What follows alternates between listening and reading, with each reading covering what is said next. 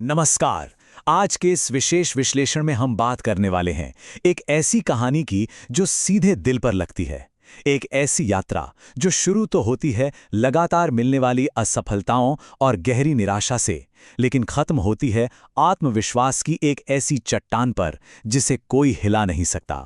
प्रशांत sir के अनुभवों के जरिए आज हम ये समझेंगे कि जब इंसान अंदर से पूरी तरह टूट चुका हो तो वो खुद को वापस कैसे जोड़ता है। तो चलिए इस कहानी की गहराई में उतरते हैं। जरा इस बात पर गौर कीजिए, रोने के लिए भी ना जगह ढूंढनी पड़ती है। ये सिर्फ कहने की बात नहीं है, ये उस दर्द की एकदम सच्ची और कड़वी सच्चाई है जो बार बार फेल होने के बाद महसूस होती है। सच बताऊं तो जब इंसान अंदर से हारने लगता है ना, तो अपने दुखों को जाहिर करना, अपने आंसू बहाना, वो भी एक बहुत बड़ा संघर्ष बन जाता है। हमारी आज की इस चर्चा का जो सबसे बड़ा भावनात्मक जुड़ाव है वो यहीं से शुरू होता है। तो आइए बढ़ते हैं पहले पड़ाव की तरफ, आईआईटी जेई का भारी दबाव। होता क्या है, 10वीं क्लास तक तो सब बहुत बढ़िया चल रहा होता है, मार्क्स अच्छे आ रहे होते हैं, कॉन्फिडेंस एकदम आसमान पर होता है। लेकिन फिर आती है 11वीं क्लास और आईआईटी जेई की तैयारी, और यहाँ मार्क्स अचानक से धड़ाम से नीचे गिरते हैं।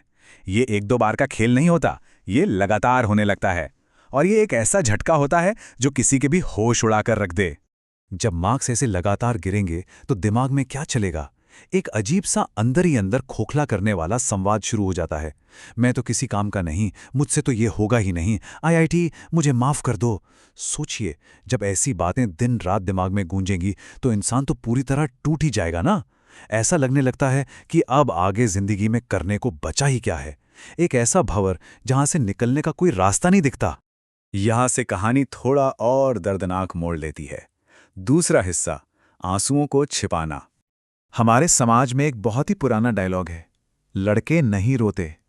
पर सच्चाई पता है क्या है? बंद दरवाजों के पीछे अकेले में वो बहुत रोते हैं। प्रशांत सर ने इस बात को पूरी तरह से स्वीकार किया है। ये बातें दिखाती हैं कि उस सख्त मजबूत दिखने वाले आवरण के नीचे कितनी गहरी चोट छिपी होती है। भावनाओं का कोई जेंडर थोड़ी होता है। दर्द महसूस होना और रोना एक बहुत ही स्वाभाविक सी बात है। और उस दर्द को छिपाने के तरीके देखिए, सच में दिल छू लेते हैं। बाथरूम में जाना, कमरे की कुंडी लगाना और फिर किसी तरह अपने आंसुओं को माता पिता से छुपाना। क्यों? ताकि उन चुभने वाले सवालों से बचा जा सके जिनके जवाब उस वक्त खुद के पास भी नहीं होते। लगातार मिल रही असफलताओं की थकान इतनी ज्यादा होती है कि उस भयानक सच्चाई का सामना करने की हिम्मत ही नहीं बचती। और फिर आता है तीसरा पड़ाव, सबसे निचला स्तर, वो बिंदु जहां से सब खत्म लगने लगता है। उस गहरे अंधेरे में एक ऐसी चीज होती है जो इंसान को जकड़े रखती है, डर। लोग क्या कहेंगे? आईआईटी करने गए थे, सिलेक्शन ही नहीं हुआ। ये जो समाज का डर है ना, ये एक संघर्ष करते हुए छात्र को बस हार मानकर पीछे हटने से भी रोकता है। इंसान उस स्थिति में फंस जाता है, कोई वापस भी नहीं जा सकता, क्योंकि दुनिया के तानों का सामना करना शायद फेल होने के दर्द से भी ज्यादा डरावना लगता है। अब यहां से एक बहुत बड़ा फर्क समझना जरूरी है। एक तरफ है इस दुनिया का नजरिया जो आपकी मेहनत नहीं देखती, सिर्फ फेलियर देखती है, बार बार शक करती है और इंसान को शून्य समझती है।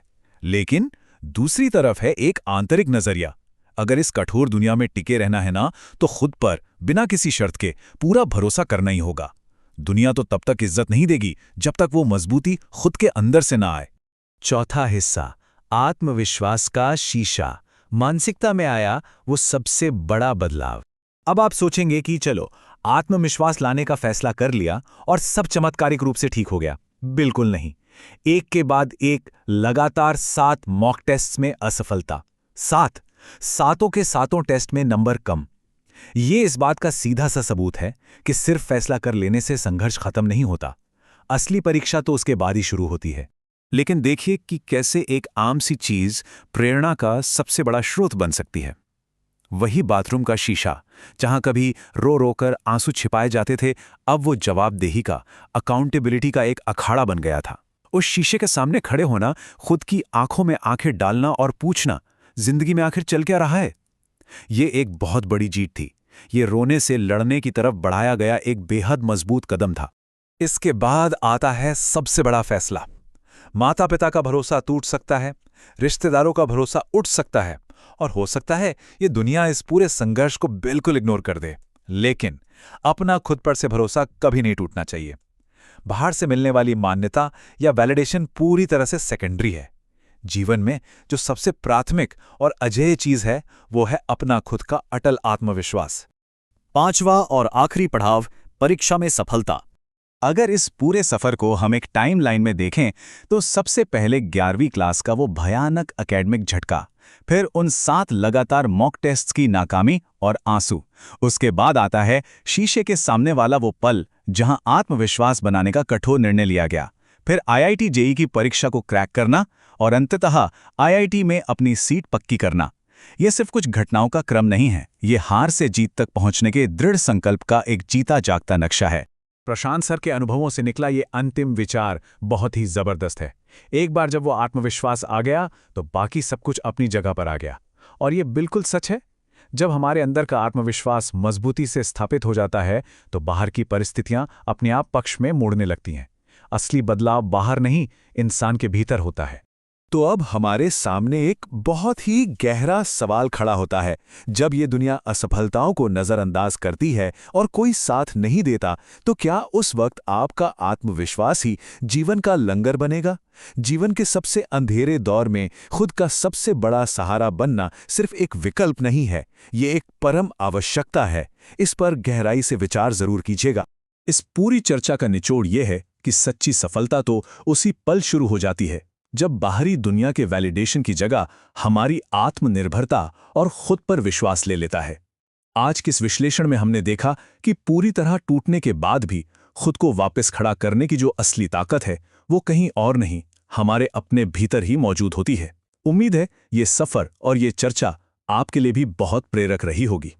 इसी विचार के साथ हम आज के इस विश्लेषण को यहीं समाप्त करते हैं।